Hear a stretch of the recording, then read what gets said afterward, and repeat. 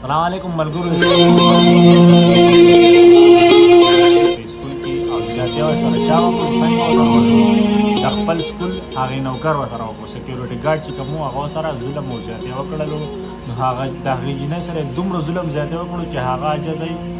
د هغې د وجې نه هسپتال ته ټرانسفر کړل او پته لګي نه چې ژوندی به پاتې شي او که مړه به پاتې شي د هر مور پلار زموږ په ملک کې په دې ثابته دنیا کې هر یو مور پلار د هغې دا خواهش وي چې یاره زموږ دا بچې زموږ دا لور خور زموږ دا زوی دې ښه سبق وکړي ښه تعلیم وکړي ډاکټر انجینر جوړ شي او دې د سبا دپاره د معاشرې یو نمونه جوړه شي د معاشرې یو مثال جوړ شي او زموږ په معاشرې کې د یو ښه کار وکړي تاسو ووایئ چې زموږ په معاشره کې زموږ په ملک کې زموږ په خپل وطن کې زموږ د بچو سره داسې کارونه کېږي داسې ظلمونه ورسره کېږي آیا سبا دپاره به خپل زوی څوک سکول ته ولېږي یا به خپل لور خور څوک سکول ته ولېږي نه چېرته هم نه شي لېږلی ولې چې د هغه په سکول کې چې کوم مین د سکول سکیورټي ګارډ د دغه حیوان دغه درنده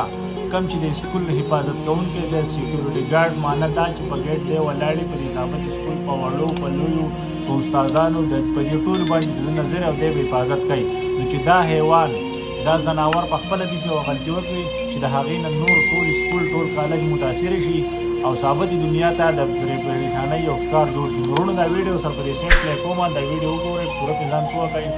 همیشه دپاره چې مونږ خپله خور لور زوی سکول ته لېږو نو چې آیا داسې سکول ته ولېږو چې مونږ د هغې نه مخکې د سکول معاینه وکړو تفتیش وکړو نظراندازي پې واچو تپوس وکړو د هغې نه پسې بیا سکول کالج ته ولېږو نو دا به زموږ لپاره ډېره ښه خبره وي ځکه چې زموږ په ملک کې وروڼو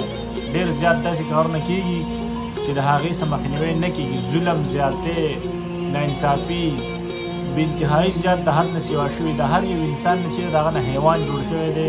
یو انسان بل انسان یو مسلمان بل مسلمان ته د انسانیت په نظر باندې نه ګوري ولې دا زموږ د ایمانونو کمزوري ده زموږ د دین هیر دی زموږ د اسلام هیر دی زموږ د هر یو شی هیر دی نو چې زموږ نه کله دین او اسلام او اسلامي خبرې هیرې شوې نو همیشه دپاره به زموږ سره بیا په معاشره کې داسې کارونه کېږي دا ویډیو وګورئ وروڼو ځان دې پوه کړئ او مخې ته یې ډېره شیر کړئ ملګرو سیټ ته چې دا ویډیوګانې تاسو ګورئ د یوې ګلالۍ عزت په یونیورسټۍ کې تار شو د هغې عزت نیلام شو زیاتې ورسره وشو د دې هر څه باوجود د هغه جینۍ مور او پلار ته دا خبره کېده چې تاسو به دا خبره دپه کوئ او یو قسم قانوني کاروایي به نه کوئ او که چېرته تاسو قانوني کاروایي کوئ نو کېدی شي که تاسو سره د دې نه بدتره سلوک وشي بیا د دغې نه بعد سټوډنټان راووته احتجاج یې وکړو او په هغه احتجاج کې بیا د دغه سټوډنټانو مخالف یا پولیس یا سیکیورټي ګارډان یا هر څه شي هغوی ودرول او په دغه سټوډنټانو باندې لاټھی چارج وکړو प्रिंसिपल की कॉल है ये मुझे प्रिंसिपल ने पूरे कॉलेज के सामने धमकी दी है तुम्हें निकलवा दूंगी तुमने बात की तुमने कॉलेज नहीं आना मैं भी कॉलेज जाऊंगी मेरी माँ भी कॉलेज जाएगी ये इन्हें लगता है ये په دغه سټوډنټانو باندې لوړې ماتې کړې چې ولې تاسو د دغه جینۍ سره ولاړ یئ ولې د هغې سره تاسو یکجهتي کوئ یعنې عزت هم د دغه جینۍ لوټ شو عزت د هغه جینۍ نیلام شو خو چې څوک د هغه جینۍ سره ودرېږي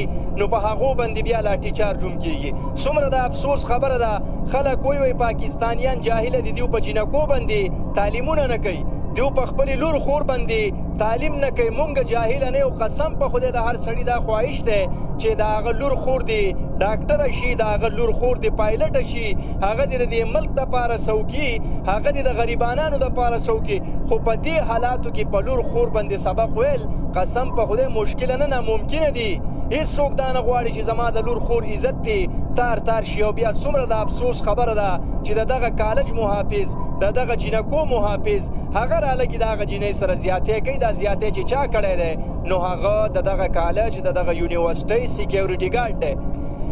هی دا یوه نیمه خبره چې ملګرو واورئ که نه نو دا اینه به بیا ستاسو ټسېږي چې اوس څه وکړمه خو موږ بېوسه یو څه کولی نه شو دا اوس سینکوئ لکه دا یوه واقعه رانله په پاکستان کې چې صرف دا راله بېشماره داسې واقعې رالي خو بس د هغې بیا څه پته نه لګي اوس زه هم انتظار کوم او تاسو هم انتظار کوئ چې دې سیکیورټي ګارډ ته سزا میلاویږي او که نه ده ته په غاړه کې د ګلونو هر اچولی کېږي او باعزته رها کېږي دا پاکستان دی دلته سزا نشتي خو انتظار کوو چې څه جوړېږي د دې خبرې نه او په سټوډنټانو چې کوم لاټھی چارج شروع نو یقین وکئ هغه ویډیوګانې زړه دردونکي دي ملګرو دا ویډیو د خپلو نورو ملګرو سره هم شیر کړئ چې ټولو خلکو ته پته ولګي چې زموږ په ملک کې څه روان دي ډېره مننه او ډېره مهرباني